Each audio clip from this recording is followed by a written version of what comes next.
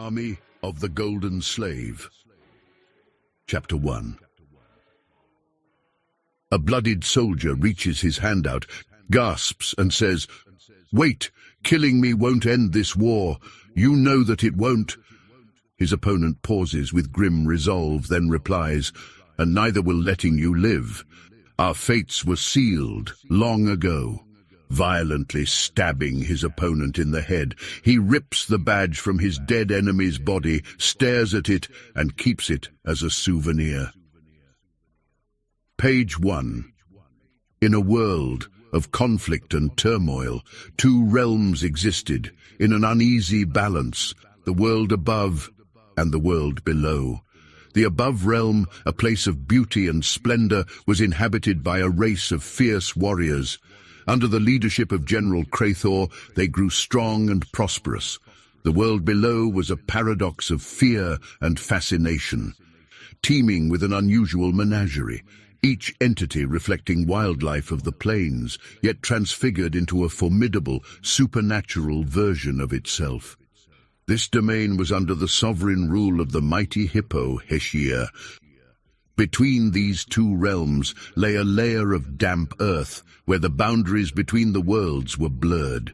It is said that creatures of earth often lurked, waiting to strike at unwary travelers.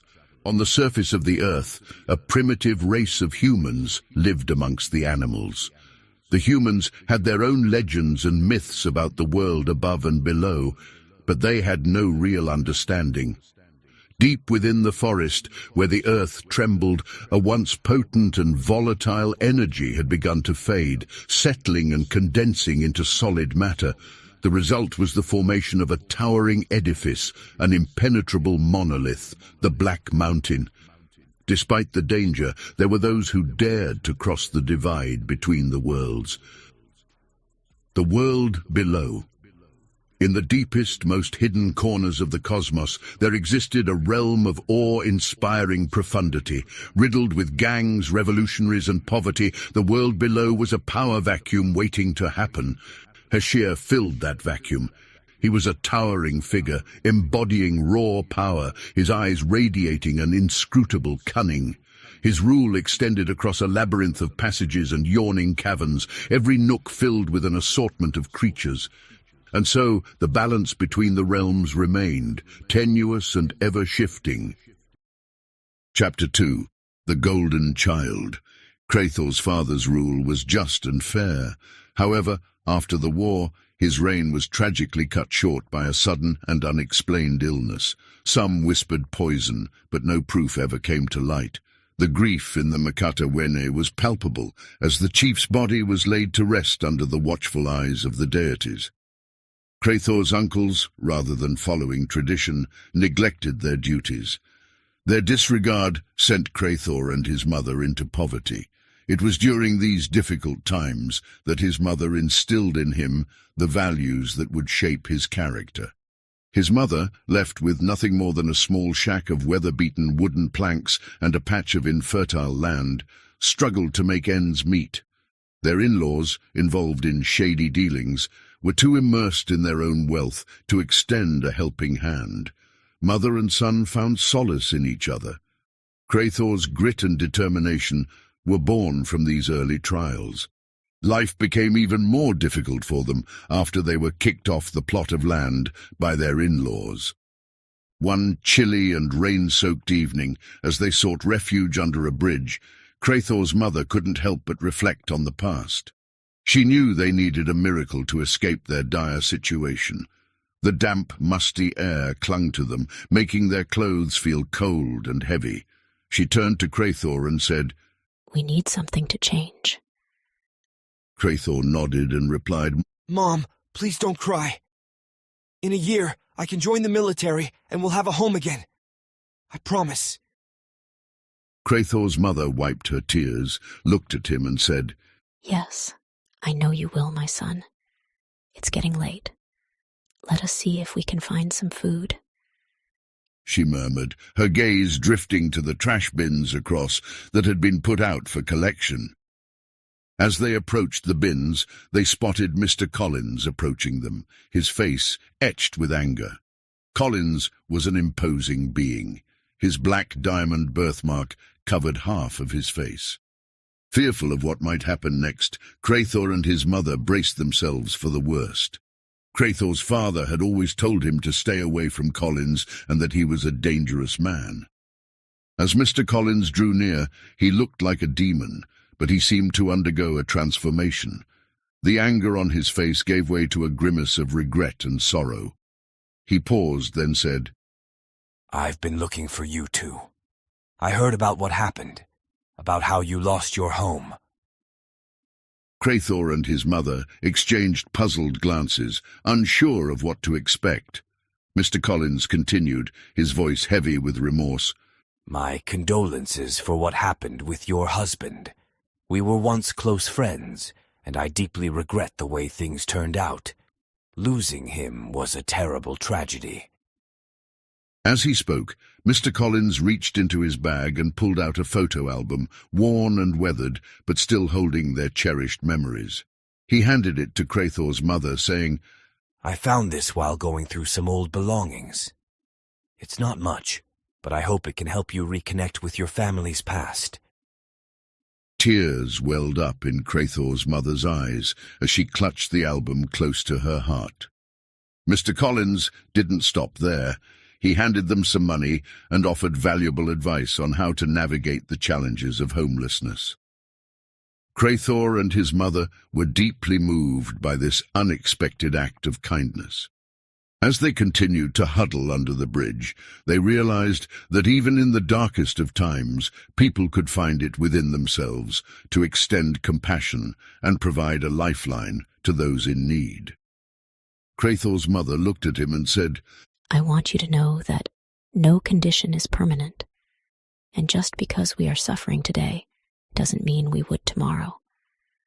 Always make sure you are good to people, no matter the circumstances. Never pay evil with evil, as no condition is permanent. As Crathor grew, his towering stature was matched only by his heart. His early years were filled with acts of kindness, little deeds that didn't go unnoticed by the tribe's people. Chapter 3. War on the Horizon. Upon reaching age of eligibility, Crathor joined the military. The rigorous training and demands were challenging. However, by year 3, his perseverance paid off, and everything began to fall into place. In the strategy chamber, Commander Lorne displayed the diverse array of weaponry available to them on the large screen. Bright nodes showcased mechanized weapons comfortably among a tapestry of traditional armaments. Lorne addressed the room. "Behold our arsenal, a blend of ancestral craftsmanship and contemporary engineering. Resource availability has always influenced our armory, leading us to this harmonious mix of mechanized tools and handcrafted weapons." He paused, drawing the attention to a topographical map that appeared on the screen. The vast stretch of the Black Mountain loomed. Our advance faces a unique challenge. The Black Mountain's magnetism disrupts many of our mechanized weapons, rendering them ineffective the closer we approach. Flight capabilities are crippled, and communication becomes sporadic. World below, WBL forces have established a fortified base near its foot, shielded behind the thick forest. The screen zoomed out, revealing the sprawling base. A network of dark trenches, bunkers, and imposing watchtowers signaled the enemy's readiness. Do not mistake the primitive construct of our opponent's weapons as a sign of weakness. Their means of use amplifies their effectiveness. Commander Lorne continued. Their superior position and numbers are evident, but our edge lies in our advanced mechanical armaments, which we must utilize effectively before approaching the mountain's magnetic grasp. Officer Cale, with his gleaming sword by his side, added, Beyond the territorial disputes, the essence of this war is access to resources. Without them, our ability to sustain and expand, to fuel our industries and develop our cities, becomes stagnant. Victory not only offers dominance, but ensures our civilization's growth and prosperity. Nods of agreement filled the room. Every warrior understood the profound implications of their mission and the significance of securing the resources for their people's future. Officer Cale continued, Our journey begins tomorrow. It will take us 4 days to reach our destination. Communication with headquarters will begin to fade once we approach Earth's atmosphere. Once we touch down, communication will be re-established, but locally with the dispatch at Fort Masaka. Get ready, soldiers. War is on the horizon. Krathor has been sent to the battlefield near their Fort Masaka with an infantry unit under the leadership of Lieutenant Karth. Karth steered his troops through the rugged landscape, dotted with boulders and trees, pausing just outside the enemy's firing reach. Enemy projectiles narrowly missed, and despite their position, Karth's unit quickly found themselves swarmed. The sounds of war echoed across the battlefield as Lieutenant Karth's unit found itself pinned down by the forces of the world below, WBL. Hold the line! Lieutenant Karth bellowed, his sword glowing in the faint sunlight filtering through the smoke and dust. The soldiers locked shields, planting their feet firmly amidst the rocky terrain. The vast expanse of the battlefield was momentarily broken by the sight of the world above's Wob tanks, their translucent pod-shaped shells refracting the ambient light as they moved through the mist. To the left, led by Lord Varys, a specialized unit donned in heavy armor like hazmat suits prepped their equipment. These were the gases and chemical troops ready to release their deadly concoctions upon the enemy. Further back, Officer Arcus and a separate battalion of warriors stood out, even amidst the chaos. Clad in formidable armor, Arcus, his unit wielded specialized firearms, discharging rounds imbued with a potent acid, capable of melting through the enemy's armor upon impact.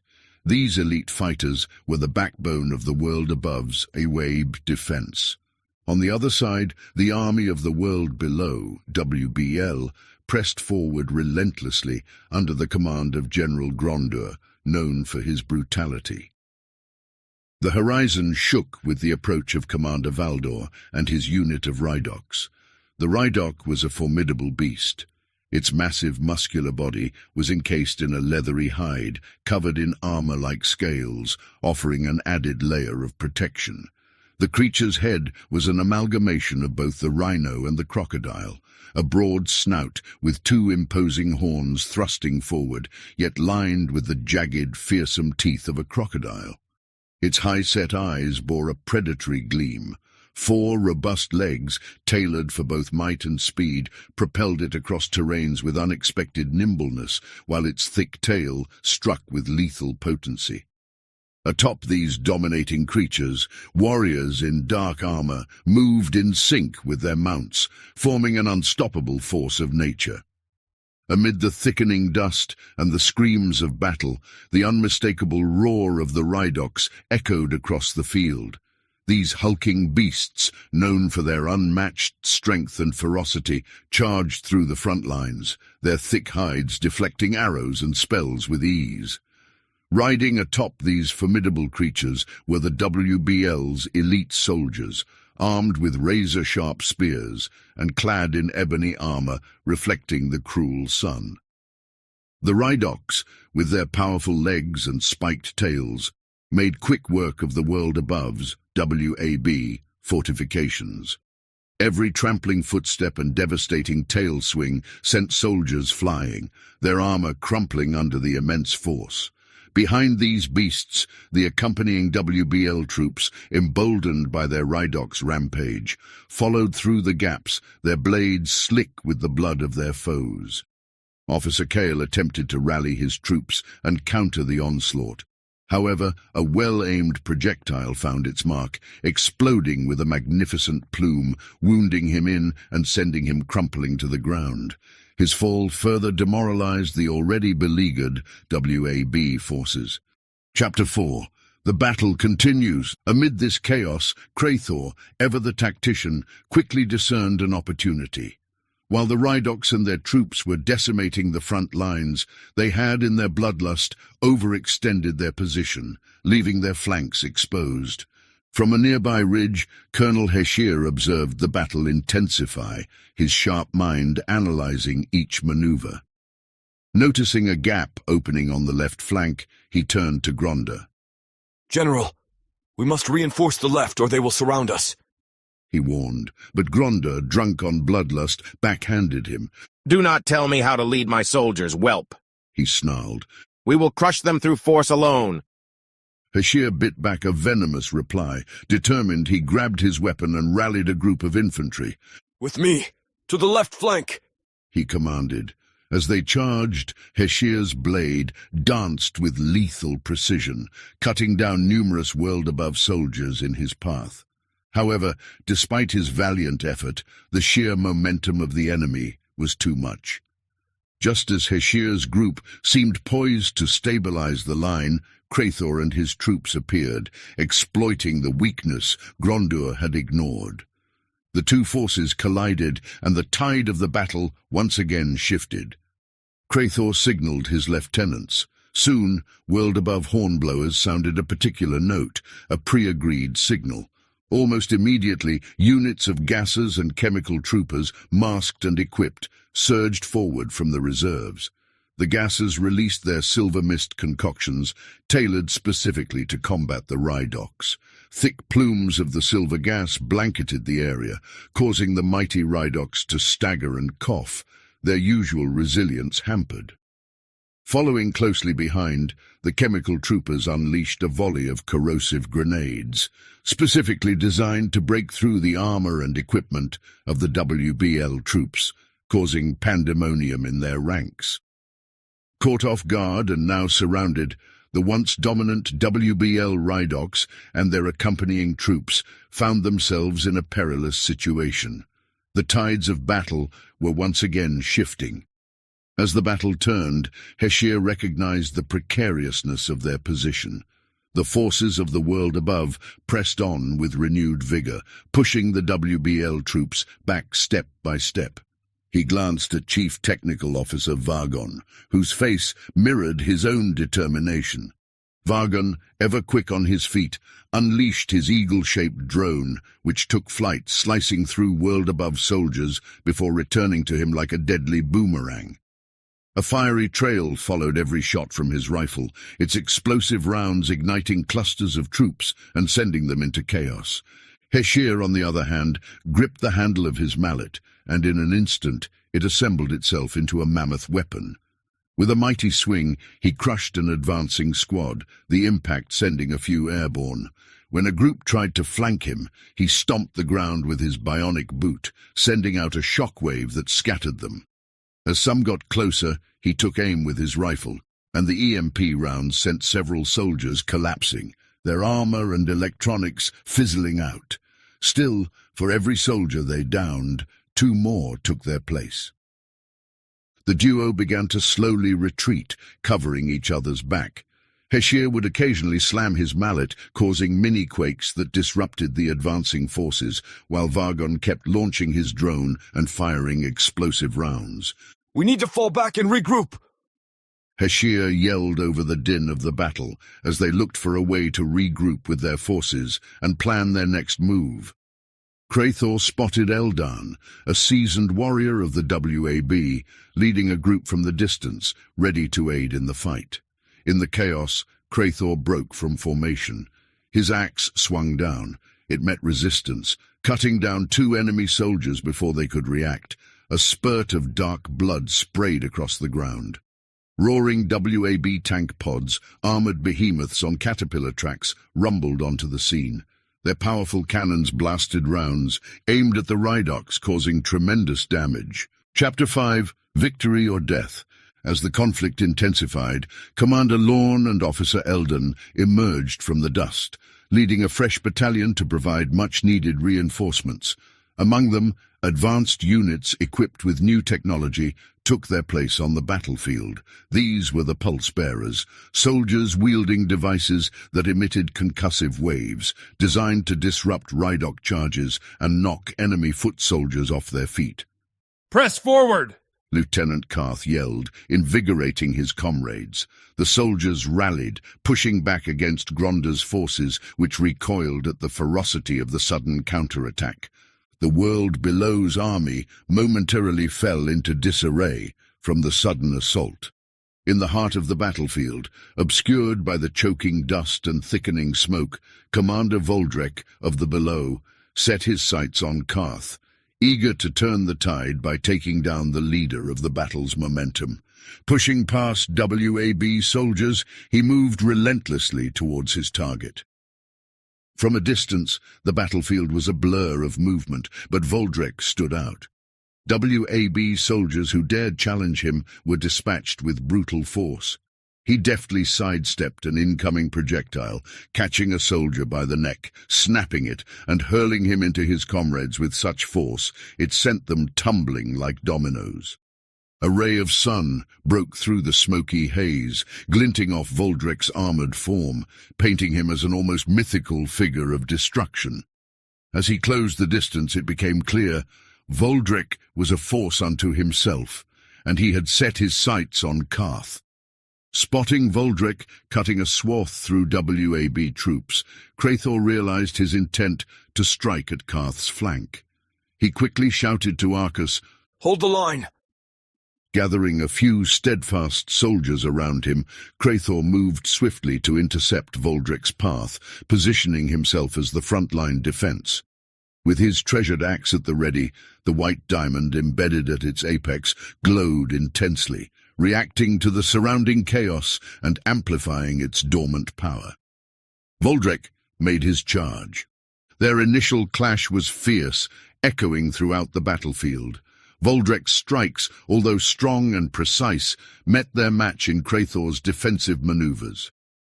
Seeing a brief opening, Krathor slammed the tip of his axe into the ground, unleashing thunderous force. The earth rumbled as, from beneath, multiple diamond-shaped projectiles burst forth, soaring directly at Voldrek. Caught off guard, Voldrek tried to deflect them, but the sheer number and intensity of the diamonds overwhelmed him. Each diamond carried with it a piece of the profound energy, and as they struck, they not only caused physical damage, but seared Voldrek's dark essence. Grievously wounded and staggered, Voldrek could only watch as Krathor approached, his axe now glowing even brighter. Voldrek's vision blurred, but he could still discern Krathor's eyes. With a merciless strike, Krathor sealed Voldrek's fate. An abyssal energy consumed Voldrek, his skin charring and splitting. From those fissures, inky shadows bled out, and he fragmented, disintegrating into a cascade of obsidian ash that the cold wind carried into the void. Witnessing the fearsome power of Krathor and his legendary weapon, the morale of the Below's forces plummeted, and they began to scatter. Lieutenant Karth, seizing the moment of triumph, rallied his men, shouting, "For the world above!" With renewed determination they pushed forward, ensuring the retreat of the enemy into the dark corners from where they emerged. General Gronda tried to rally his troops. Leading from the front, he found himself further away from his command post and closer to the WAB's line, making him vulnerable. In the midst of the melee, Gronda and Karth crossed paths. Karth's blade found its mark, felling Gronda, splattering blood across his armor. Gronda crumpled under Karth's blade, slick with a sheen of crimson. After striking down a foe, Heshir's gaze, sharp and unyielding, surveyed the frenzied battle. Witnessing Gronda meet his death, Heshir realized immediate action was paramount. Drawing on every ounce of strategic acumen he possessed, Heshir realized they needed to regroup and salvage the situation. With a powerful shout, he summoned Valdor and his remaining Rhydocs, commanding them to rally and form a protective barrier. Vargon, supporting his strategy, unleashed EMP rounds to disable and disorient the incoming WAB forces. But Commander Lorne, sensing victory, grew overzealous. Eyes fixed on Heshir, he saw an opportunity to end the WBL leadership's threat once and for all. Charging forward, his armor shining, the ground shaking with every step, he bore down on Heshir. The battlefield went silent for a heartbeat as the two powerhouses met. With a quick maneuver, Heshir swung his gigantic mallet. The force of its impact was so great that Lorne's body was obliterated upon contact, turning to a mist of red, shocking every WAB soldier watching. The death of their revered commander struck horror into the hearts of the WAB forces. Their charge wavered and then halted. What had seemed like an imminent victory was now a battlefield of devastation and loss on both sides. Seeing the opportunity, Heshir gave the order, his voice echoing above the carnage. Retreat to the Black Mountain. Horns sounded off. The WBL forces, significantly reduced in number, began their organized withdrawal. Simultaneously, the disheartened world above forces regrouped and made their way to Fort Masaka, carrying with them the weight of the day's events. As dusk fell, the once vibrant battlefield was now quiet, littered with the aftermath of the day's fierce combat. The Second War had drawn to a catastrophic close. Word of Krathor's heroism spread quickly. He had survived the Second War. It was his unit that struck the decisive blow, killing the enemy's third-in-command, causing them to retreat, and eventually conceded certain mineral deposits and lands around the Black Mountain. Scars from his duel with Voldrik now etched his face. Upon returning, he was promoted, rising rapidly in the ranks for his conduct on the battlefield. But Heshir would never forget the sting of defeat, nor Krathor's hand in securing it. His humiliation planted a seed of vengeance that would one day bring the realms to the brink of ruin.